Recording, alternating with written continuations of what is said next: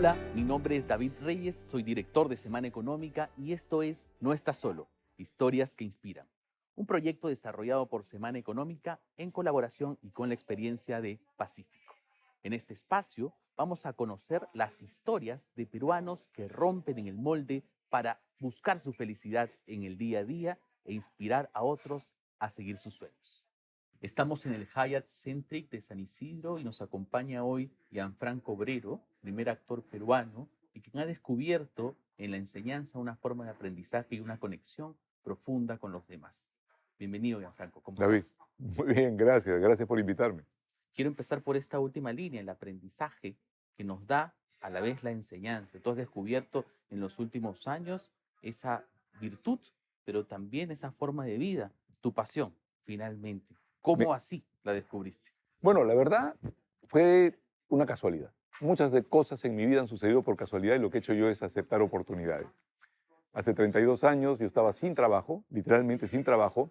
Mi hija acababa de nacer y ¿qué haces? Dije, bueno, ok, enseñaré. Y me fui al IPP, que era un instituto que tenía nociones de él, no lo conocía muy bien. Dije, quiero enseñar y me abrieron un curso. Era un curso que se llamaba Taller de Expresión, o sea, entrenaba gente para que aprendiera a hacer sus campañas publicitarias. Y por supuesto, parte de mi vida, el proceso de enseñar implicaba que yo aprendiera. Y la mejor forma de aprender algo es enseñando, eso es inevitable, porque tienes que sistematizar lo que quieres proponer. Entonces, para mí era una manera de aprenderlo. Y durante 12 años hice eso dentro del instituto. En un momento dije, ya no voy a trabajar más, ya no quiero trabajar más en el instituto. Muy agradecido con ellos porque me abrieron las puertas, pero me puse a trabajar por la libre. Y entonces eso que de alguna manera había aprendido y manejado y durante 12 años desarrollado, lo llevé adelante. Ahora has tenido destinos, yo tengo aquí apuntados como Rumanía, Sí. Rusia, Hong Kong, Australia. ¿Cómo es que ha sucedido todo esto? Eso es una cosa muy particular. Tú sabes, yo soy budista de hace muchos años y mi maestro, Namkhai Norbu, un maestro tibetano, nos invitó a mi esposa y a mí a Italia a celebrar los 30 años de la comunidad Dzogchen, la comunidad a la cual yo pertenezco. Me pidió hacer una conferencia. Hice una conferencia allá y después me dijo, oye, ¿qué cosas, de qué hablaste? Le digo, bueno, de esto, de cómo funciona la comunicación y de cómo... Ah, dijo, qué interesante. Eso sería interesante para los profesores de la comunidad. Le dije, maestro, cuando quieras, estoy a tu disposición, sin saber realmente en lo que me estaba metiendo. 3, 4 años más tarde, se comunican, dice, oye, el maestro dice que tú tienes que entrenar a los profesores de la comunidad para que aprendan a enseñar. No para lo que van a enseñar, que eso es la materia de ellos, sino cómo enseñar. Y efectivamente, estuve no solamente en los países que has dicho, estuve en Italia, en Francia, en Estados Unidos, en Argentina y en esta zona de Europa y Asia. Yo no imaginaba, y Oceanía. Lo único que me faltó fue África. Y era alucinante, o sea, estaba con gente en Hong Kong, con gente que hablaba chino, no hablaba inglés. Y había Y una yo, traducción simultánea. había traducción alterna, ¿no? Pero lo interesante era que yo los miraba hablar en chino y decía, no, eso no está bien. Vamos de nuevo. ¿Por qué? Porque había toda una actitud en la enseñanza que independientemente de lo que enseñas, tiene que ver con una relación con el oyente. Me acuerdo en Estados Unidos tenía una alumna japonesa que no hablaba nada de inglés. Enseñaba yoga. Un yoga específico, se llama Yantra Yoga. Y la comencé a entrenar con una serie de cosas y en la clase final, donde ella tenía que proponer, digamos, esta clase, hizo la clase en japonés y todo el mundo la entendió. Obviamente estamos hablando de algo que era muy físico, pero ella era capaz de enseñar, aún hablando un idioma que nadie conocía. ¿Por qué? Porque estaba empleando estas técnicas de trabajo de comunicación. Y dices, Gianfranco, que muchos hechos de tu vida llegan por casualidad, Ujú. digamos. ¿Fue así como conociste a tu maestro? ¿Pues una referencia en tu Exactamente, vida? exactamente. Maestro llegó acá en enero del 93 y él nació en el Tíbet, salió del Tíbet con la época de la invasión china y fue jalado por un profesor italiano, Giuseppe Tucci, se lo jaló al ISMEO, al Instituto de Estudios Orientales, en Italia. Y entonces su segunda lengua, curiosamente, fue el italiano. Entonces, cuando llegó este profesor, este maestro tibetano, un lama, una persona, un gurú, llegó acá, el que lo había invitado me dijo, oye, Gianfranco, tú hablas italiano, el maestro también, tú vas a ser su traductor. Tú no tenías ninguna relación con el budismo. O sea, tenía una relativa relación con el budismo, pero era un ignorante, más ignorante de lo que soy ahora, ¿no? Ahorita sé un poquitito más, me doy cuenta que no sé nada, pero igualito. Y en ese momento dije, ¿pero qué voy a...? No, tú solamente lo tienes que traducir. Y establecimos una relación. Con el maestro se estableció una relación muy estrecha, al punto que cuando vino a Lima, después venía, se estableció en mi casa, y cuando fuimos a este viaje a Italia, él me alojó en su casa también. Tú hablas siempre de la inhibición también, como un problema, como Claro. una circunstancia que nos traemos en el Perú, los peruanos. Y, y te describes a ti como un poco hippie, que ¿Mm? tienes mucha confianza en ti mismo. ¿Y cómo trasladas esto a tus alumnos? ¿Cómo generas que ellos tengan esa confianza en sí mismos y puedan transmitirlo también? A ver, yo he sido una persona muy tímida. A mí me ha costado mucho relacionarme con el mundo, mucho. Por cuestiones pues, típicas de crianza o de lo que fuere, ¿no? Eh, y de alguna manera es una cuestión de actitud en general. Cuando en mis años mozos, a los 17, 18, 19 años, me vinculé con el teatro, aún no profesionalmente, pero me vinculé con el teatro, me di cuenta que esta exposición, este miedo que uno tiene al estar delante del público, era una cosa que era más interna que externa. O sea que el monstruo de afuera no era tan grande como uno se lo imaginaba. Y entonces acepté la posibilidad de que el ridículo podía ser parte de mí, que es una cosa que por lo general la gente no acepta. Yo no quiero deshacer mi imagen. Hoy día estaba trabajando con un alumno que había hecho una presentación y me decía, Gianfranco, hice mi presentación y no conseguí mis objetivos. Le digo, pero ¿cómo no? ¿Qué cosa querías? Yo quería que me dijeran qué bien tu trabajo y quería que se comprometieran conmigo para seguir adelante. Le digo, bueno, hazme la presentación. Y me hizo la presentación. En términos de presentación, era impecable. Pero él no se la creía. Él no corría el riesgo. Él pedía permiso y no irrumpía. ¿Y por qué no voy a irrumpir? Porque son mis jefes. Ya sé que son tus jefes, pero necesitas una energía que vaya hacia adelante, porque así es como te van a ver. Tu información era impecable, pero la forma como lo dijiste, no. Y me preguntaba por la confianza en sí mismos en pandemia, porque muchos las han sufrido emocionalmente. Claro. Y cuando pienso en ti y, digamos, una tradición budista, espiritual, digo, ¿la pasaste mejor tú? ¿Qué herramientas te da esa vida espiritual para un momento de aislamiento, encierro, distancia con los demás, que ha sido duro para todos? Definitivamente ayuda. O sea, definitivamente ver que el mundo, así como lo vemos nosotros, fatal e inexorable, es relativo, que las cosas no van a ser siempre así, que las cosas van a cambiar, para bien o para mal, pero van a cambiar, ¿de acuerdo? Una cosa interesante, por ejemplo, te lo digo, David, y cómo funciona. Tú me has conocido como profesor y mis clases siempre han sido presenciales. Entonces, en el momento que me cierran las puertas, las clases dejan de ser. Y digo, a ver, sí, es verdad eso, pero yo tengo un conocimiento, tengo una habilidad también en lo que significa manejo de cámaras. Yo sé cómo sentarme delante de una cámara y hablarle a un público que no está presente, pero sé que está al otro lado. Digo, ¿y si mis clases las dirijo justamente a eso? Porque ahora toda la gente se tiene que comunicar de una manera virtual. ¿Cómo hacemos para que esa comunicación sea efectiva? Eso tiene que ver en la parte laboral, o sea, saberte reinventar. Hablamos hace un ratito de cómo nos reinventamos, ¿no? Sí, Decía sin cómo duda. hacer las entrevistas, pasó de la prensa escrita Ahora aquí, a a este una momento, cámara. a una cámara. Pero tienes, aparte de eso, cuestiones de tipo anímico que me mencionabas. ¿Qué significa el encierro? Puedes verlo desde un lado más personal, como una introspección, porque nos ha hecho valorar cosas que antes no valorábamos, pero también tus ansias de ver espacios abiertos, se hacen potentes. Los parques, por ejemplo, David, se han potenciado. Los parques en Lima no eran tan importantes como lo son ahora. ¿Y qué hice yo? Montar bicicleta. salir a disfrutar una hora, hora 20 de bicicleta, sencillamente por el hecho de tener el aire encima y de poder moverme más allá de las cuatro paredes de mi casa. ¿Y has tenido algún momento difícil en esta pandemia? ¿Cuál crees que ha sido tu momento más difícil? Ay, mi mamá.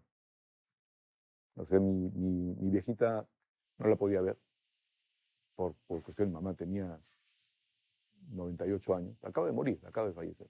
Lo sé. Y era muy fregado.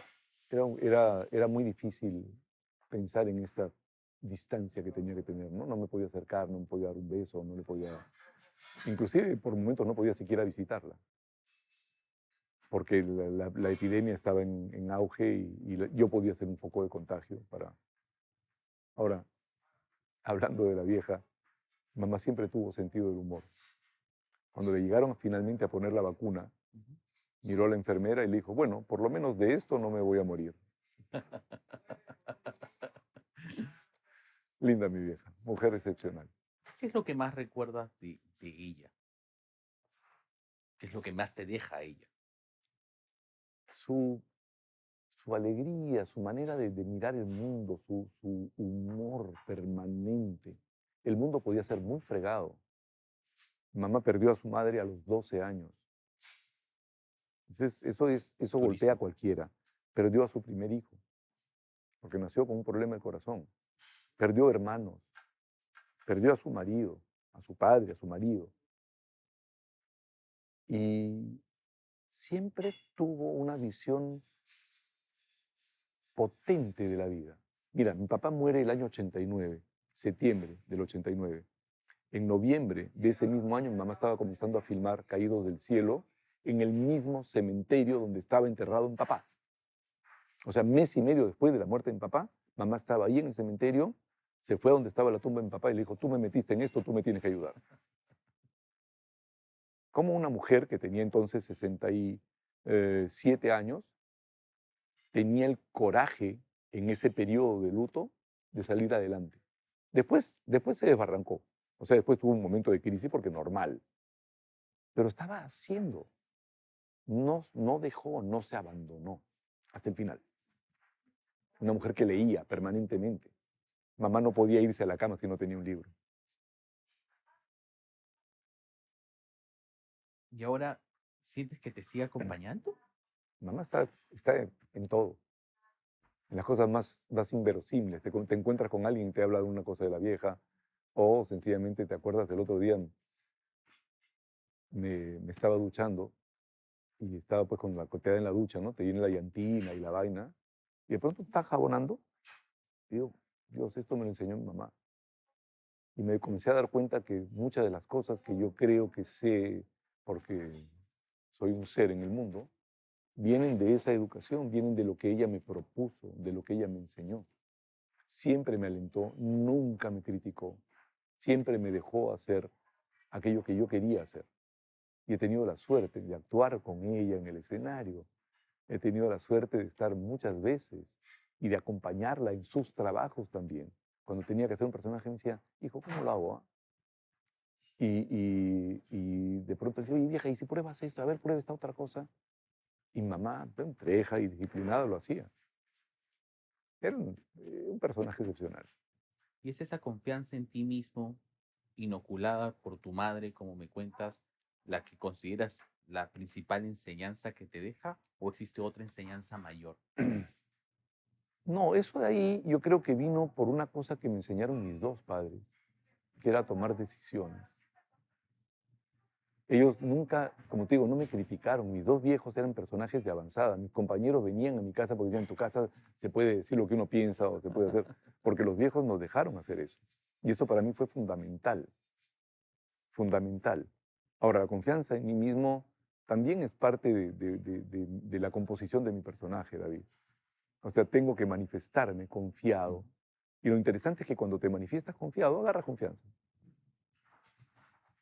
Muchas veces estamos más supeditados a, pucha, no sé, no, a ver, dilo con confianza, manifiéstate con confianza. Y vas a ver que la confianza aparece. A veces la embarro, a veces digo burradas. Mi hija me dice, ya papá, mucho floro. Y eso te lo has inventado tú, ¿no? Pero cuando una persona tan confiada como tú se tumba?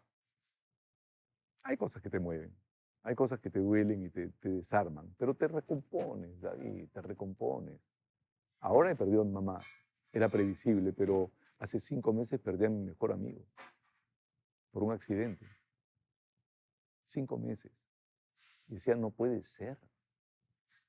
Te tumba. Tú dices, no, no. Pero es la vida. Y la vida espiritual que llevas y el sentido de trascendencia, porque en esta vida espiritual crecen más allá de, de la vida que Mm. nosotros tenemos. Eh, y sientes conexiones. Deduzco que mantienes una conexión con este amigo, mantienes una conexión con tu madre. ¿Cómo te comunicas con ellos? No, no a ese nivel. ¿Sabes qué? Yo creo que la trascendencia no es más allá, es más acá, David. Es más estar ahorita contigo en esta entrevista que estar disparando para otro lado. O sea, yo ahorita cuando estoy conversando contigo, estoy contigo. Y eso es, creo que, lo que me lleva a una sensación de mucha mayor tranquilidad. Cuando te comienzas a proyectar, a mirar lo que puede venir, vienen las angustias, las ansiedades, lo que podría pasar, o te remites al pasado y comienzas a vivir en lo que ya sucedió y cómo no debía haber sido y cómo tendrías que haber hecho. No, estoy aquí contigo, ahora. Eso es lo que te da ese nivel de serenidad o de, digamos, no te voy a decir control, porque no puedes controlar nada. Pero esto es lo que, ¿sabes cuál es la imagen más potente? Tú viste Matrix, la Sí. primera. El momento en que Neo es ya atrapado por estos agentes y le disparan, ¿no es cierto? Y él en ese momento descubre que eso es la Matrix, que en realidad no hay esos agentes. Y que esas balas no son más que una simulación, al punto que todo se detiene, las balas se detienen y él ¡plup! Se cae y él se queda con una.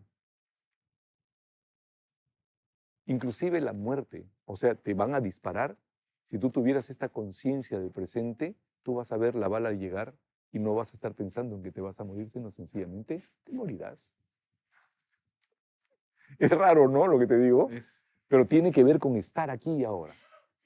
te decía que tu madre decía que aprendía acercándose a ti más de lo que podría enseñarte. ¿Te pasa eso con tus hijos, con tus hijas, con tus nietos? Sé que has sido Tengo una abuelo nieta, tengo una recientemente. nieta. Yo aprendo de mis hijos. Es más, les consulto. Pregunto, oye, ¿tú cómo harías esto? ¿Y qué haces acá? Oye, ¿cómo se maneja esto de esta manera, no? La idea esta del papá sábelo todo, el papá que era el gran salvador, que es más o menos la herencia que yo tenía Mm. y que es lo que traté también de manejar con mis hijos hasta que me dijeron, oye, cuñado, ya existe YouTube, ya existe Google, tranquilo nomás, relájate, ¿no? Pero de los hijos se aprende siempre. Yo los miro, obviamente tengo mi visión de las cosas, pero los chicos son los que te proponen cómo van a hacer su vida. Y aconsejo cuando me piden el consejo. Y ahora tienes una nieta. Tengo una nieta, Elena, ¿Cuánto tiempo tiene? 1 año y medio. Y al año y medio Año 7 meses. ¿Ah? te enseña algo al año y medio. ¿Tú crees que hay allí en esa relación un aprendizaje? No estoy tan seguro que ese aprendizaje, pero sí es el concepto de una nueva relación. Es una relación que yo no he tenido con mis hijos, por ejemplo. Mm. ¿Por qué? Porque, como dicen, los abuelos no tienen que enseñarle a los nietos, Claro. van a engreírlos, ¿no? Y es divertidísimo tener este nana al costado que de pronto se sienta y no sé por qué, pero cómodamente puede quedarse dormido en mis brazos si le da la gana, ¿no? A mí me repleta el corazón, ¿no? Me da alegría, me cambia el ánimo. ¿Qué significa, Gianfranco, la trascendencia para ti? La trascendencia que de pronto está en quien nos ha dejado tu madre, la trascendencia que tú también esperas dejar en esta vida. Nunca he esperado dejar trascendencia. Yo creo que eso es como autobombearse, ¿no? Hacer un autobombo.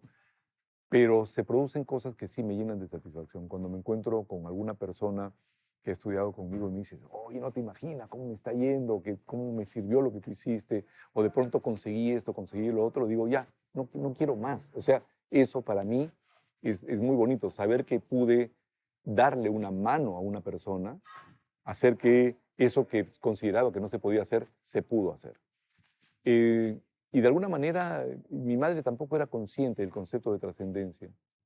Y sin embargo trascendió y trascendió de una manera extraordinaria, ¿no? Este recuerdo, esta cosa que queda, cada persona que se me ha acercado, tu mamá, las cosas era la única persona con la cual yo podía conversar, la única persona que me escuchó realmente, me lo dijo un amigo.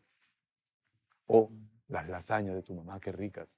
O sea, a todo nivel siempre había algún tipo de vínculo con ese universo.